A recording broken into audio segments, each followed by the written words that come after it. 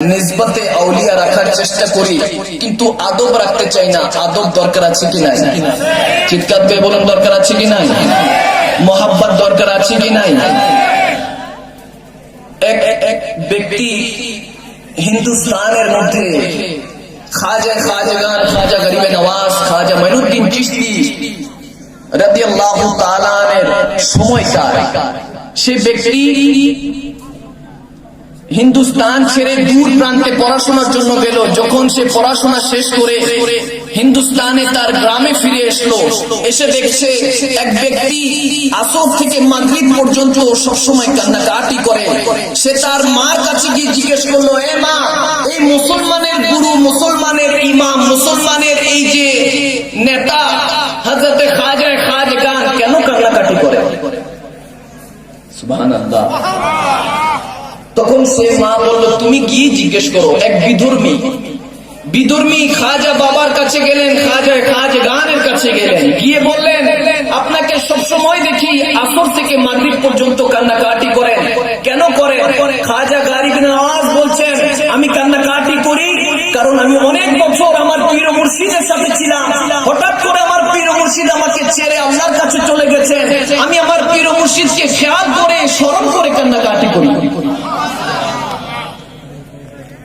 তখন ওই ব্যক্তি বলছে, মুর্শিদের স্মরণ করে, মুর্শিদকে খেয়াল করে কান্নাকাটি কি আসে? প্রেমে কি মানুষ কান্না করে নাকি? প্রেমে তো মানুষ হাসে। বলতেছে, তোমার কখনো ইশক হয় নাই, প্রেম হয় নাই। বলতেছে, আমি এই প্রেম, এই ইশক শিখতে চাই। বলতেছে, যদি তোমার এই প্রেম ইশক শিখতে হয় তাহলে মুসলমান হতে হবে। প্রথম শর্ত কি? মুসলমান হতে হবে। মুসলমান হতে হলে তোমাকে কালমা পড়তে হবে। সে দৌড়ায় গেল তার মার কাছে গিয়ে অনুমতি চাচ্ছে। মা বললো, তুমি অনেক জিদ্দি, তুমি শুনবা না আমারটা, যেটা বলো সেটা করে থাকো, যাও তুমি মুসলমান হয়ে যাও। দৌড়ায় গেলেন, দৌড়ায় গিয়ে খাজা গরিবে নওয়াজের কদমে পড়লেন, আমাকে মুসলমান করে নিন। যখন মুসলমান হয়ে গেল, খাজা বাবা তেনাকে কালমা পড়িয়ে দিলেন। মুসলমান হয়ে গেল, খাজা গরিবে নওয়াজের সাথে থাকা শুরু করলো, নামাজ পড়ে খাজার সাথে, রোজা রাখে খাজা বাবার সাথে, হজ করে খাজা বাবার সাথে, ইবাদত করছে। কান্না আসে না। কান্না কি? আওয়াজ করুন না, কান্না কি? আসে না। সে টেনশনে পড়ে গেল, কি ব্যাপার, আমার তো কান্না আসতেছে না। শুনলাম প্রেম করলে নাকি মহব্বতে, পীর মুর্শিদের মহব্বতে পড়লে নাকি চোখের পানি আসে, আল্লাহ রাসূলের সাথে নাকি প্রেমের একটি সংযম হয়।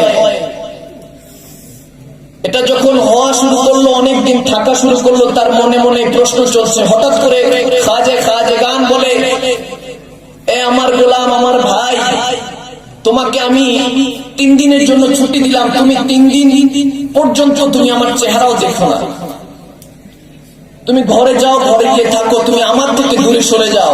যখন এটা বললো, সেই সাধারণ ব্যক্তি যে মুসলমান হয়েছে, সে মুসলমান বলতেছে, এটা এমন কোনো কষ্ট না, নাথিং, কোনো প্রবলেম না, কোনো সমস্যা নেই, ঠিক আছে, আমি ঘরে চলে যাচ্ছি। সে ঘরে গেল। যখন ঘরে গেল, এশার নামাজ আদায় করে রাতের বেলা খাবার খাবে।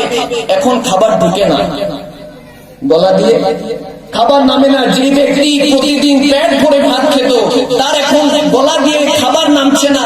হঠাৎ করে মনে মনে ইচ্ছা হলো যে আমার তো খাবার নামছে না, গলা দিয়ে খাবার পেটে নামছে না, আমার কি হলো চিন্তা করতে সে বাইরে চলে গেল। বাইরে গিয়ে হাঁটাহাঁটি করতে লাগলো। যখন এই অবস্থা হলো, তার মা গেল। মা গিয়ে বলতেছে, কি বাবা, তোমার কি হয়েছে? তুমি খাবার দাবার খাও না, এখন হাঁটাহাঁটি করছো, কি হয়েছে? সেই ছেলে চোখের পানি ছেড়ে দিয়ে বললো, মা, আমার প্রেম হয়ে গেছে। সুবহানাল্লাহ বলুন, সুবহানাল্লাহ। গরিবে নওয়াজের মহব্বতে আমি পড়ে গেছি। মা, আমি তো পেট ভরে খাইতাম, এখন আমার খাবার ঢুকতেছে না। গরিবে নওয়াজের চেহারা না দেখা পর্যন্ত, আমার মুর্শিদের চেহারা না পর্যন্ত, আমি না দেখলে আমি খাবার ঢুকবে না। মা, তুমি দৌড়ায় যাও, খাজা বাবার কাছে বলো তার গোলামকে ডেকে নিতে। সুবহানাল্লাহ। আল্লাহ মহব্বতে, তার মহব্বতে, আল্লাহ নিজের মহব্বতে ফালাইতে পারেন কি পারেন না? যখন এটা হলো তার মা দৌড়ে গেল, দৌড়ে গিয়ে বলছে, ইয়া খাজা গরিবে নওয়াজ, আপনি তো গরিবের বন্ধু, আপনি তো সবাইকে মদদ করেন, আমার ছেলে তো খুব পেরেশান হয়ে গেছে, আপনি তার একটু ইলাজ করেন, তাকে ডেকে নেন। খাজা গরিবে নওয়াজ বলল, না, তার সময় এখনো শেষ হয়নি, 3 দিন পরে সে আমার সাথে দেখা করবে।